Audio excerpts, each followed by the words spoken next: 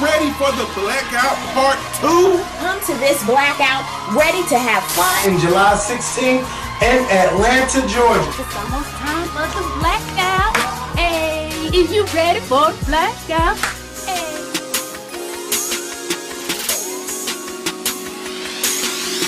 What's going on YouTube? Jamar, What's going on YouTube? Washington. This is what party for here once again.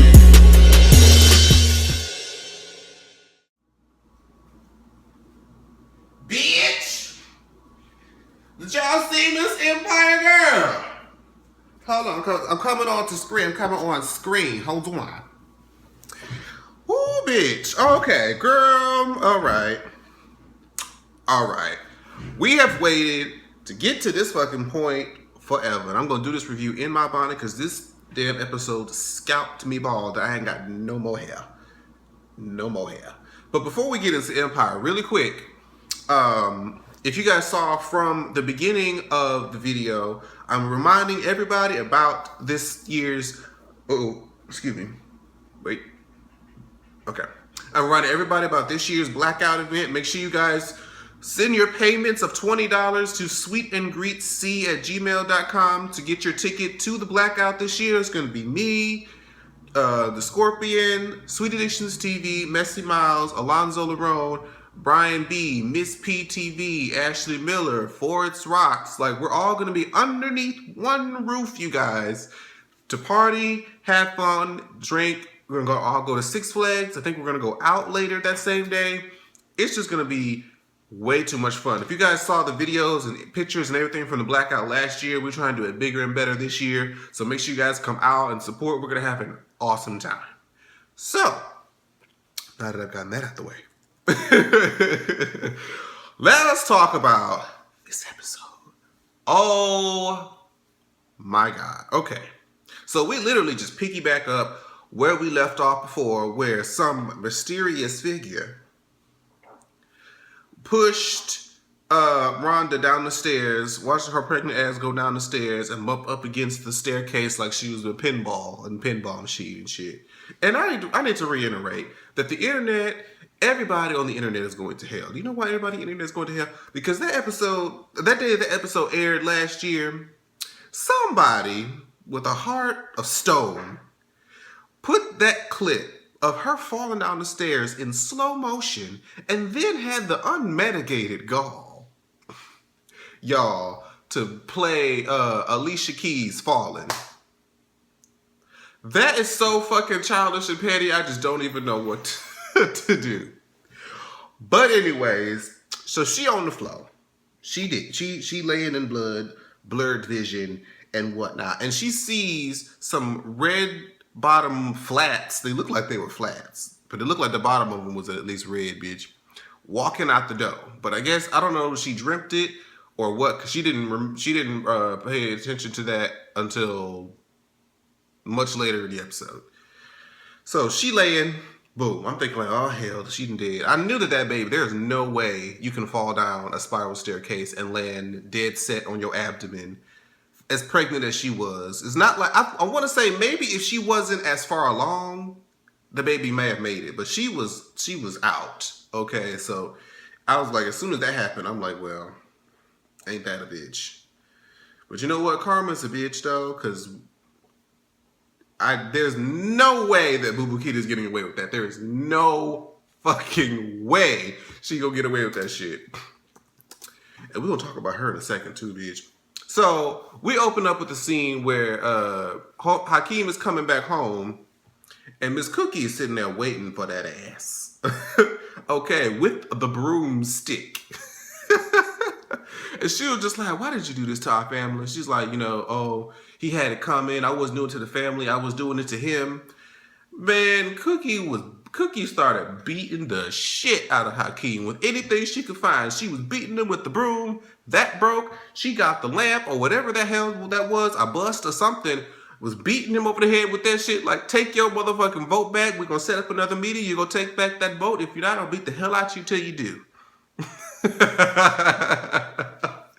I was just like, well, good goddamn. She wasn't playing. Because he basically just gave over the control of their family company to this bitch that don't like none of them. So she was like, oh, hell no, motherfucker. So then we go back to Rhonda not lying there dying and shit. So she's sitting there. She done rolled over. So now she's like, she tried to look for the phone. She got the phone. It's broken. It ain't working. So she's like, shit, what can I do? She was just laying there saying, please, God, whatever you do, I can die 1,000 times. Just save my baby. And she took that phone, and I think she threw it at her glass of the front door, and I guess that activated the alarm. So the alarm came back on, so I'm guessing the police came and found her and took her to the hospital. And then we flip back to Lucius, who was sitting in his office pissed because he just got voted off as CEO. And then here come the police and shit along with child, what's Naomi Campbell's character? I don't even remember her name. I'm just gonna call her Naomi, hell. So she coming up in there with the popos, and they trying to charge Lucius for trespassing since I guess it's not his company no more. But as soon as they was about to go toe to toe at it, here come Becky ass, aka Precious, talking about Rhonda's in the hospital, and I'm gonna need you to go see about that. So then we pan over to they go into the hospital and everybody's in the hallway and shit. And I was just like, as soon as they had that look on their face, I was like, I already knew. Hell, we saw the way she failed, and we already knew. But then Hakeem tried to come up in there, and Cookie was like, take your old backstabbing motherfucking ass on somewhere. We ain't about to look at your ass right now. And we got Jamal, Lucius, Cookie, and then Andre comes in. He's like, oh my God, you know what happened? Is she okay? Is she okay? And everybody's like, you know what? Don't worry about it. She's fine. Oop. The hell is child? Sorry, I got distracted. She's fine and everything, but you know, she lost the baby and everything. And so Andre was just crumbled, bitch. That was just like, oh, damn. This was like the one thing that was going right in his life in the moment. He was slowly getting his shit back together. He wasn't having as many of them, you know, mental episodes. Like, he was just, you know, he was good. And he just broke down again. He just wanted to go into the room. He's like, no, you shouldn't go in there. He's like, I just want to talk to her. And, you know, brought him down to the ground. And it was just, Lord have mercy. But he calms down and finally goes into the room. And then we have this moment where I'm just like, oh my God. I feel like everybody at some point has this moment that Rhonda had in that hospital bed where she is crying and, you know, her husband Andre is trying to tell her that, you know, God saved your life, you know, because she said, you know, I thought I was going to die there, but he was like, God saved your life. And she was like, man, there is no God. If there was a God, he would have saved my baby. And, you know, he was trying to be like, you know, don't say that. Now I'm sitting up here at my damn, in my house trying to get the damn holy water, throwing it at my screen like blasphemy, bitch. You will not sit up in here and tell me that there's no God up in here. His presence is all around this apartment, okay? Shoot. Tell me there ain't no God. But you know what? I feel like everybody who goes through like a death, especially a death of a child, even the death of an elderly parent, a tragic shooting or anything, we know we have plenty of those going around these days, or just some severely unfortunate life event where we have prayed for something for so long. Were you want to make an appearance? Come on. Bruce in the pit at my leg. Might as well put him in the damn video and shit. But you have that moment where something just so unfair happens and you just feel like, I have sat and prayed. I have put in the work. I have done everything that I'm supposed to do. And this happens. it makes you feel like God was ignoring your prayers. It makes you feel like that he doesn't exist. But baby, let me tell you something. The way that God works is not meant for our basic penile human brains. Okay, we are not meant to even understand a fraction of how his plan is supposed to work. And even though we might not like it, we have to understand enough to know that whatever he has or whatever his plan is the best plan for us. We may not understand it now, but he does, and that's all that matters. Here, you too heavy. Say hi to the people so I can put you down. Ruth says hi, everybody. Now get down, stinky man. Come on. No old ass. So anyways, I just want to talk about that moment. That was just like really a powerful, because I feel like, a lot of people go through that and it's a tough place to be. And it's very easy for our basic human understanding to forget, who's really in charge here. So I just want to get that out there and be like, blasphemy, bitch. Blasphemy. But I understand where your mind is right now. I do understand. So Cookie goes to find Lucius, and we find Lucius is in the next room reloading a gun and shit. So he looked like he just about to go up in there, guns a-blazing, and just start fucking up motherfuckers. And she's like, look, give me 2 days to get back into Empire and get this shit going back in our favor. Just give me 2 days. I don't need you going up in there doing a whole genocide of, everybody up in there. Let me work my magic, right? So Cookie goes to make a deal with Hakeem while he's sitting there with Naomi and them, or really just Naomi, and he tries to make a deal basically like, shit, what did he say? Or basically come, be over there with Lion Dynasty, and in order for you to buy him back, because he still is under contract with Lion Dynasty, you're gonna cost him $20 million. Naomi was like, fuck you. And she's trying to make, talk Hakeem into it, and he was like, well, she's like, so you gonna pick this bitch over your own family? And he gonna say something, at least she ain't gonna beat me with a purse. And she was like, I won't unless you want me to. I'm like, ew. And then she kisses him. I'm like, I never could really be completely comfortable, even with them as actors, as old as she is and as young as she is. It just never really felt right. But Hakeem backtracking, and Hakeem's opinion is all over the place. All of 1 minute he says he wants to be Hakeem with no lion.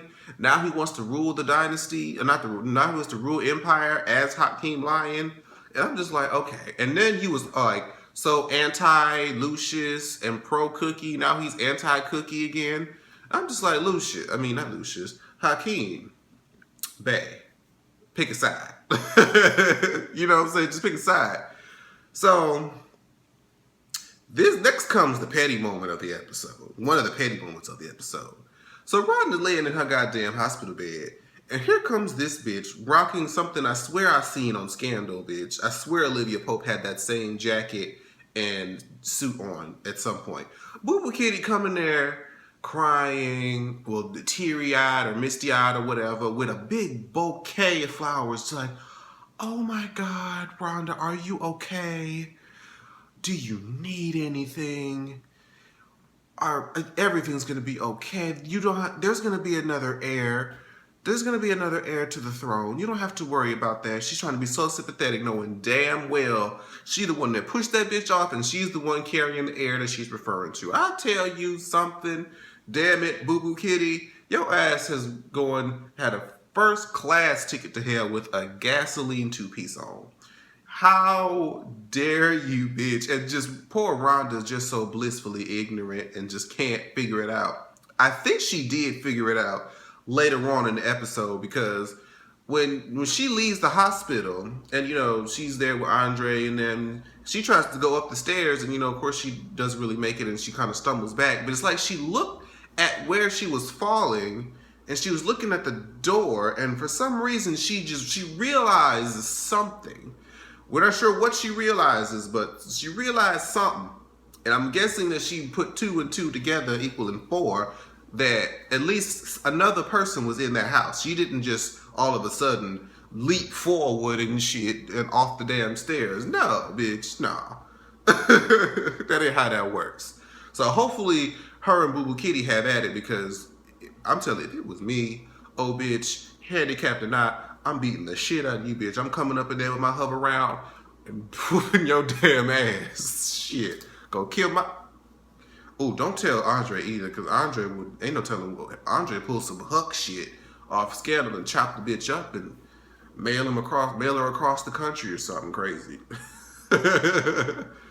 So, where we at? Oh, so Hakeem, I guess, had a conversation about how he was in love with old girl. I can't remember her name, but he was in love with old girl, and she was like, well, if I make you CEO of the company, will you still be in love? And so basically he went over to her rehearsal, just talked all kind of shit to her and whatnot, and then now he gonna break up with her just so he can get in back good with Naomi. So then she let him have a company, and then he had that whole speech about how he wants to take the empire into the new era and modernize it or some shit. And she just sitting, as he's sitting up there on top of the table and shit, giving his whole speech, she's sitting up there watching him, pussy throbbing and everything. I know she's like, I just can't wait to get out this meeting and suck his dick. I know that's what she was thinking, because we were all thinking it. But in the background, you got Lucius up here beating the ass of every board member up in there. Now nobody else wants to run for CEO because they afraid they're gonna die. Hey, she was hanging people's cats and shit. Like, damn, we going after pets.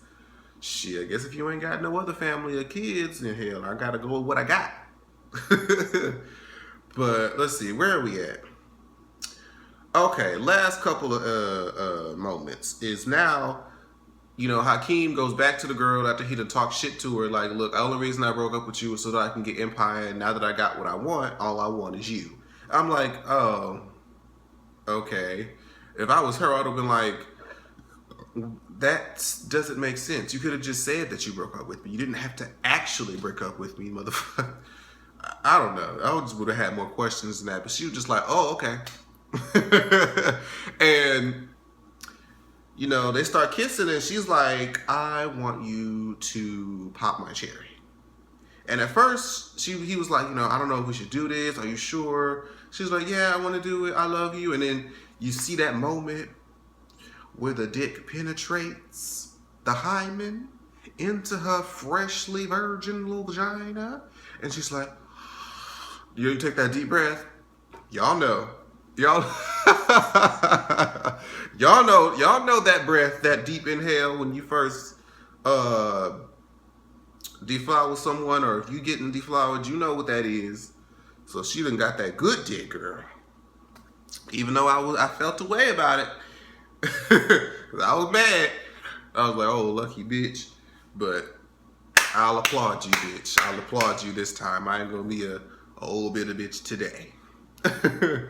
And the last scene of the episode, which was actually kind of bizarre, I was like, I don't know where he was supposed to be going with this. Lucius invites Hakeem to the very spot where he shot Bucky last season. And basically says, look, I need you to prove to me that you're willing to do whatever it takes to have the Empire. Just like I was. So I'm going to give you this gun, and you have the option. I'm giving you a head start, basically, to shoot me now and take the Empire. Because if you don't, next time I see you, I'm taking your ass out. And, you know, at first, Hakeem was thinking about it. I knew he wasn't going to really do it. But he was thinking about it. He was like, you know, I don't have to do nothing that you say, this, that, and the fourth. And he was like, oh, okay. Just want to let you know, I'm keeping up on my promises, bitch. And that's how the episode ends. I was like, oh my God, this was such an amazing episode. I was worried, y'all, because y'all know the first part of the Empire was a little all over the place, but now this shit right here, they got this shit all the way together. At least they do for right now. So I'm definitely excited about that. And if this is the first time that you're watching me, I hope you continue. Let's get this train going. I'm so excited about this show, boy. But also, again, I want to remind you guys, make sure you guys send your tickets in for the blackout. July 15th through the 17th. We is going down in Atlanta at the Crow's Nest, just like we did last year. If you did not come last year, do not miss it this year. I implore you to come to this event. So anyways, thank you guys again so much for watching, and I'll see you guys in the next video. Bye-bye. Like, share, subscribe. Washington, Washington, Washington.